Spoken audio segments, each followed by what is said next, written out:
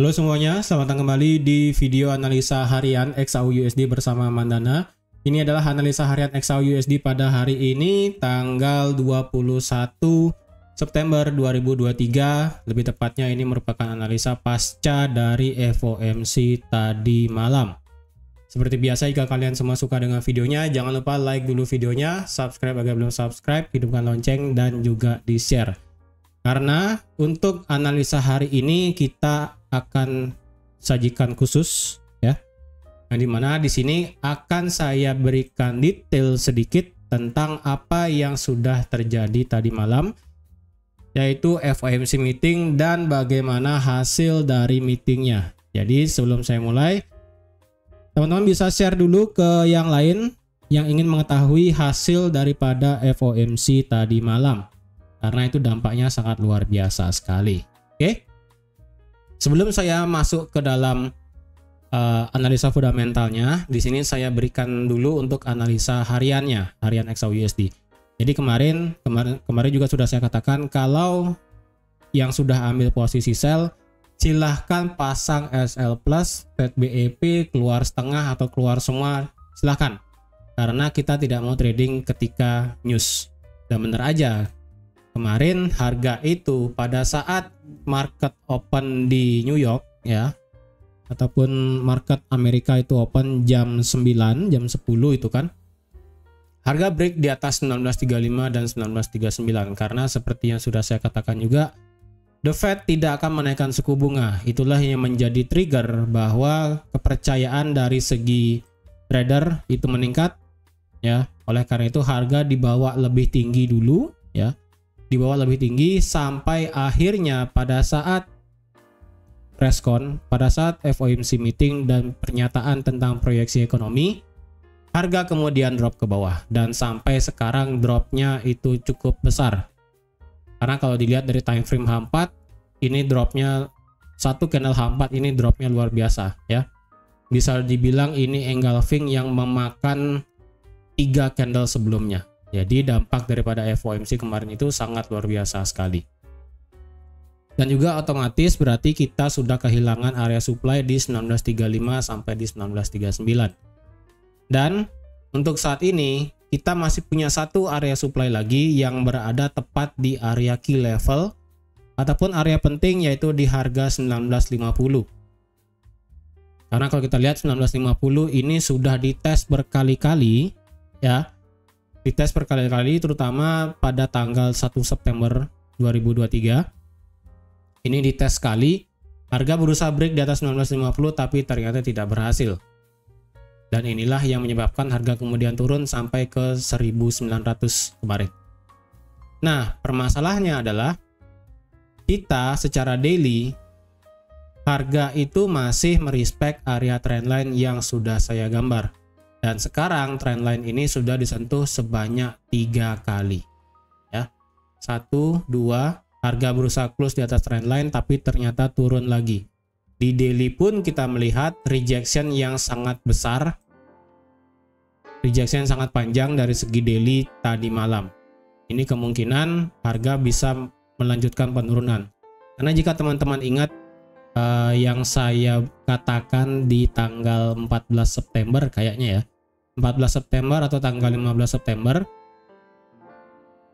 kalau tidak salah saya mengatakan ada 2 kemungkinan ataupun 2 skenario, yang dimana kemungkinan ini menjadi inverted head and shoulder ataupun ini adalah menjadi QM ataupun Quasimodo, yang dimana dia membuat higher high di sini dan di sini dia membuat lower low. Dan ternyata yang valid adalah Quasimodo. Karena kalau kita lihat kebiasaannya adalah ketika Quasimodo ini terjadi, area perangnya ataupun area untuk kita bisa entry adalah di sebelah sini. Dan benar aja harga itu ketika masuk di area ini secara daily langsung drop secara signifikan. Dan kalau kita tarik secara Fibonacci, harga juga respect di angka krusial di angka 78,6 Fibonacci retracement sebelum akhirnya turun secara signifikan sekarang. Oleh karena itu bisa dipastikan pergerakan XAU/USD bisa saja melanjutkan arah trennya turun. Dan apakah ini valid menjadi new higher low? Ya, Apakah ini menjadi valid new higher low? Saya rasa belum. Karena kita belum bisa melewati area 1885. Walaupun nanti harga bisa drop di bawah 1900, tapi kita belum bisa mengatakan ini sebagai new higher low. Ya, karena kalau kita lihat harga di sini kan dia membuat new lower low. Lower low dari sini dan higher low di sini itu belum membreak 1885. Jadi ini belum dikatakan sebagai new higher low yang baru, lower high ya, lower high yang baru. Lower high yang baru ataupun tinggi yang lebih rendah. Apalah bahasanya itu lah pokoknya. Puncak yang lebih rendah gitu bahasanya. Karena intinya jika dia ingin membuat penurunan lebih panjang, lebih pasti ke bawah, harga itu harus bisa break 1885 baru kita bisa melihat yang namanya continue trend ataupun kontinuitas dari tren bearish. Walaupun harga itu sudah break trendline, tapi harga itu tutup lagi di bawah trendline. Jadi harga sudah break tapi tidak jadi. Respect area trendline 3 kali dan kemungkinan dan juga akibat daripada FOMC tadi malam, kemungkinan harga itu akan cepat turunnya, terutama nanti pada saat London Session ya. Ini sekarang market Asia aja, market Tokyo harga turun secara signifikan. Walaupun kita punya satu area demand di 1917 ya. Ini demandnya bagus banget. Untuk teman-teman yang ingin trading buy di sini masih bisa. Jadi biarkan harga itu turun sekarang sampai ke 1916, 1915 lah, it's okay. Dan nanti ketika teman-teman ambil posisi buy, jangan terlalu tinggi take profitnya. Karena momentum sekarang akibat pasca FOMC itu masih kencang ke bawah. Jadi kalau yang ingin ambil posisi buy, saya rasa bisa, stop lossnya cukup pendek aja di 1913 itu bisa, atau enggak di 1912 itu bisa. 40-30 pip SL itu masih logis ya. Take profit maksimal sampai 1930. Ingat ya, maksimal sampai 1930. Nggak usah terlalu tinggi. Karena sekarang harga itu kecenderungannya akan bergerak turun. Kenapa? Oke, sekarang saya akan bahas tentang apa yang sudah terjadi FOMC tadi malam. Oke. Jadi di sini teman-teman yang ingin tahu analisanya ataupun hasil daripada FOMC tadi malam, bisa langsung ke website forexlive.com. Bisa cari aja di sana, scroll aja ke bawah tentang ini, tentang bank sentral, kategori bank sentral, lalu tentang FOMC mempertahankan suku bunga di 5,25 sampai di 5%. Ini sebenarnya bahasa Inggris ya, tapi supaya teman-teman tidak bingung, saya translate ke bahasa Indonesia. Jadi apa yang dikatakan The Fed tadi malam, Jerome Powell itu mengatakan tadi malam, itu bisa saya katakan 80% hawkish, 20% dovish. Karena kalau dilihat di sini, itu berbagai hal yang bisa membuat market itu lebih condong untuk indeks dolar bergerak naik. Yang pertama mungkin dovishnya adalah tidak akan ada kenaikan suku bunga lagi ya. Untuk saat ini range-nya masih di angka 5,25 sampai di 5%. Oke. Tapi untuk di selanjutnya itu akan ada kenaikan menjadi 5,6% di 2023 dan bahkan sampai di 2024 naik menjadi 5,1%. Itulah yang membuat market itu berespektasi bahwa ini menjadi faktor yang hawkish untuk The Fed. Jadi ini merupakan faktor hawkish ya. Ini juga menjadi faktor hawkish juga. Lalu ada kata-kata mengenai aktivitas perekonomian terus berkembang. Jadi pandangan positif mengenai perekonomian di Amerika Serikat itu menjadi dampak positif. Lalu dikatakan bahwa peningkatan lapangan kerja telah melambat namun tetap kuat dengan pengangguran yang rendah. Karena kalau kita ingat lagi, NFP kemarin itu kan sebanyak 187.000 dengan tingkat pengangguran naik menjadi 3,8%. Ternyata 3,8% itu dianggap tetap rendah oleh Jerome Powell.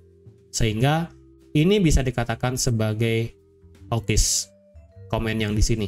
Selanjutnya adalah inflasi saat ini sedang tinggi.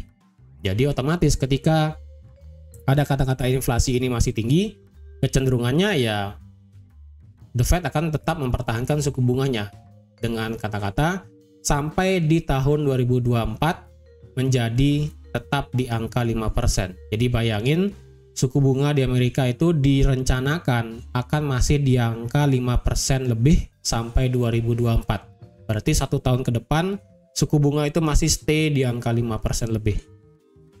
Lalu selanjutnya ada komen mengenai sistem perbankan dan Amerika Serikat tetap stabil dan kuat, itu menjadi nada yang hawkish ya di sini. Lalu ada persyaratan kredit, ya ini netral. Kemudian dampak pasti dari kondisi ini masih belum dapat dipastikan. Ini bisa dibilang ambigu ya, ini juga masih dibilang netral. Lalu di sini komite masih sangat fokus terhadap risiko inflasi, ini bisa menjadi hawkish. Sasaran komite adalah lapangan kerja maksimum dengan tingkat inflasi 2% dalam jangka panjang. Ini masih sama, masih hawkish juga. Kisaran target suku bunga dan federal ditetapkan 5,3 sampai di 5,5%. Sama seperti yang di sini ya. Ini berarti sama. Lalu selanjutnya komite akan mengevaluasi informasi lebih lanjut dan implikasi terhadap kebijakan moneter. Berarti ini ada satu dovish ya. Ini ada satu dovish di sini. Lalu ada faktor yang dipertimbangkan untuk penyesuaian kebijakan. Ini masih netral bisa dibilang.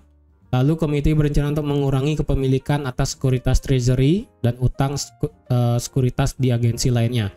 Ini bisa dikatakan sebagai hawkish karena kalau kita lihat yield dari bond itu meningkat. Lalu selanjutnya adalah ini tujuan utama, ini masih netral. Komite akan terus menilai prospek ekonomi berdasarkan data yang masuk. Ini bisa dibilang sebagai dovish. Jika timbul risiko yang dapat menghambat tujuan komite, komite siap mengubah kebijakan moneter.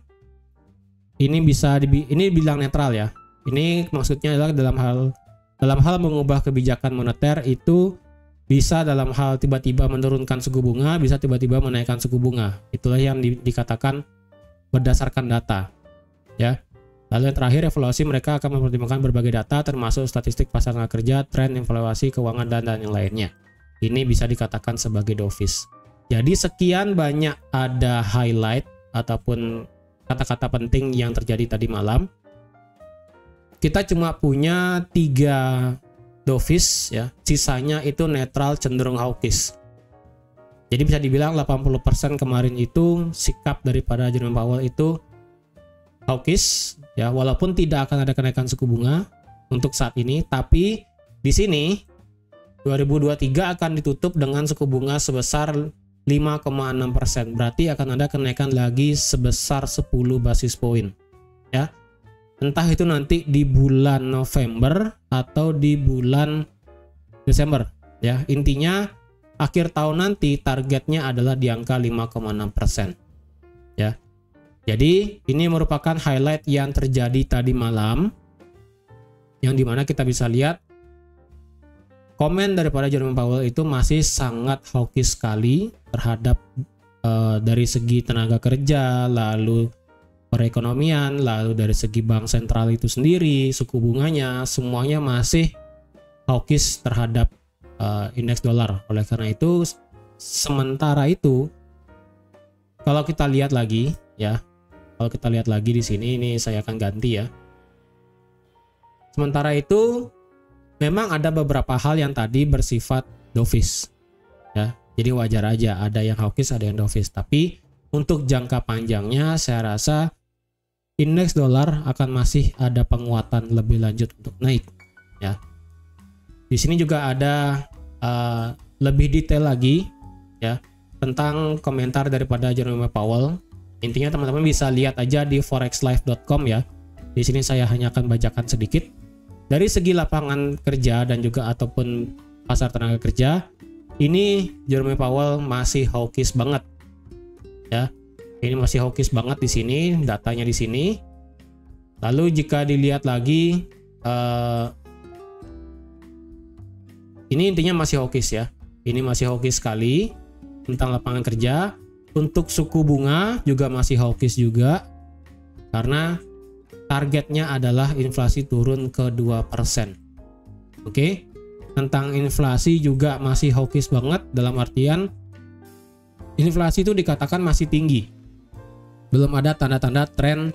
Nih bisa dilihat ya, tren itu sedikit melunak itu belum ada. Karena jika dikatakan melunak pasti itu merupakan nada yang dovish. Lalu untuk dari segi aktivitas ekonomi ataupun GDP ataupun PDB-nya ini masih hawkish banget ya. Jadi intinya tentang inflasi, tentang suku bunga, tentang tenaga kerja, 3 sektor itu masih sangat bagus versi The Fed ya. Masih bagus banget. Di sini merupakan dot plan ataupun rencana dari The Fed untuk tahun sampai tahun 2026. Di sini kita bisa lihat bahwa untuk proyeksinya akhir tahun 2023 di angka 5,6, 2024 5,1, kemudian 3,9 dan 2,9. Untuk PCE inflation sendiri diperkirakan core CPI-nya itu turun ke angka 3,3 di akhir tahun ini. Untuk unemployment rate diperkirakan akan bertumbuh dari 3,8 ke 4,1, berarti angka 3,8 dan 4 itu menjadi angka yang wajar. Sedangkan dari segi GDP sendiri diperkirakan akan turun dari 2,1 ke 1,5 di tahun 2024. Ya. Di sini kalau kita lihat juga hasil daripada member FOMC tahun 2023 di sini ya, tahun 2023 di sini untuk semua keseluruhan menyatakan bahwa ini suku bunga 2023 berakhir di angka 5,6% di sini ya. 5,6%. Berarti akan ada kenaikan suku bunga lagi 10 poin lagi. Untuk 2024 di sini hasilnya masih ambigu ya. Hasilnya masih ambigu yang di sini. Karena kalau dilihat di sini masih banyak ya, di sekitaran 4,25 ya, di sini sekitaran 4,25, lalu masih ada yang stay di angka 5% dan sebagainya. Lalu untuk jangka panjang ternyata suku bunganya akan tetap di angka 2,5%. Ya. Untuk jangka panjang ternyata diperkirakan suku bunga di Amerika akan masih flat di angka 2,5%. Oke. Jadi kalau dilihat hasil daripada kesimpulan daripada FOMC tadi malam, intinya itu hawkish dari semua data. Baik itu dari inflasi, suku bunga, tenaga kerja, tentang apa lagi ya, tentang ekonomi, itu masih bagus semua. 4 sektor itu yang krusial ternyata masih bagus semua. Ya, masih bagus semua. Yang dovishnya itu cuma dalam artian kita akan masih data dependent, atau dalam artian yang di sini tadi mana ya? Komite akan terus menilai prospek ekonomi berdasarkan data yang masuk. Lalu evaluasi mereka akan mempertimbangkan berbagai data tentang tenaga kerja, tren inflasi, keuangan dan sebagainya. Ya itu wajar sih bisa dibilang ya, karena kan kita tidak bisa memprediksi apa maunya dunia itu di kedepannya. Entah itu di beberapa bulan, kita kan nggak tahu. Kita nggak tahu apa yang akan terjadi di masa depan. Jadi itu bisa dibilang dovish sih, enggak juga. Itu sebenarnya netral sebenarnya ya. Intinya Jerome Powell itu mengatakan kemarin dengan PD-nya ya, dengan percaya diri, sistem perbankan Amerika Serikat masih kuat, aktivitas perekonomian masih terus berkembang. Lalu tingkat suku bunga 2023 ditutup dengan angka 5,6%. Jadi itulah yang menyebabkan kemungkinan di gold sendiri cepat atau lambat saya rasa 1900 itu akan kejemput lagi ya. Tapi nggak mesti hari ini bisa drop sih, tapi kalau hari ini bisa drop itu berarti sangat luar biasa sekali. Sangat luar biasa sekali ya. Jadi untuk teman-teman ingat, tren saat ini XAU masih bearish, dan dengan proyeksi dari ekonomi dari The Fed yang menyatakan bahwa perekonomian di Amerika Serikat itu masih bagus, suku bunga akan masih dipertahankan cukup lama, inflasi juga masih dikatakan cukup tinggi, tenaga kerja juga masih bagus, tingkat ekonomi GDP juga masih bagus. jangka panjangnya untuk XAUUSD untuk saat ini sementara ini adalah akan masih terus melanjutkan tren bearish-nya ya. Itu untuk jangka panjangnya. Tapi kita nggak tahu nanti ya, kita nggak tahu ke depannya itu seperti apa. Tiba-tiba The Fed merubah pandangannya gitu kan, tiba-tiba ya bisa juga. Tapi untuk saat ini berdasarkan apa yang sudah dipaparkan tadi malam, itu sekali lagi orang-orang masih pro, ataupun para trader, para institusi, para spekulan itu masih pro terhadap indeks dolar. Jadi otomatis XAUUSD kemungkinan akan tertekan cukup parah untuk jangka panjang, kemungkinan bisa sampai di akhir tahun. Bisa saja. Oke. Tapi untuk hari ini, jika ada yang ingin ambil posisi buy, silakan bisa di 19.15. Untuk yang ingin ambil posisi sell untuk saat ini, saya rasa sabar aja dulu ya. Karena jika harga break 19.15 dengan power yang cukup signifikan, kita bisa ambil posisi sell nanti ya, dengan strategi breakout di bawah 19.15, target bisa sampai di 1.900. Jika nanti ada breakout di bawah 19.15, stop loss taruh di 19.20, TP maksimal di 1.900 seperti ini. Oke. Jadi teman-teman, sekian aja untuk analisa XAUUSD pada hari ini dan sekaligus tentang hasil FOMC tadi malam. Sekali lagi, jika teman-teman yang ingin mengetahui analisa ataupun hasil daripada FOMC tadi malam, silahkan langsung ke website forexlive.com di sini dan cari, ini saya kasih lihat ya, saya kasih lihat. Teman-teman pergi ke Forex Live, lalu bisa scroll aja ke bawah.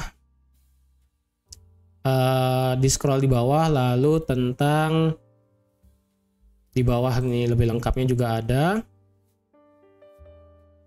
di sini ya, ringkasan komentar ini juga ada. Pokoknya di sekitaran jam, ini kan kelihatan ada jamnya di sini. Nah, carilah jam di sekitaran jam 2, jam 3 dini hari ya. Ini sesuaikan dengan GMT teman-teman. Ini kan GMT plus 8, berarti kalau GMT plus 7 untuk waktu Indonesia Barat berarti di jam 2.32. Nah, jadi disesuaikan aja dengan di mana teman-teman tinggal. Oke. Jadi terima kasih sudah nonton videonya sampai habis. Terima kasih juga sudah like, share, dan subscribe seperti biasa. Dan sampai jumpa lagi di analisa harian XAUUSD selanjutnya. Bye-bye.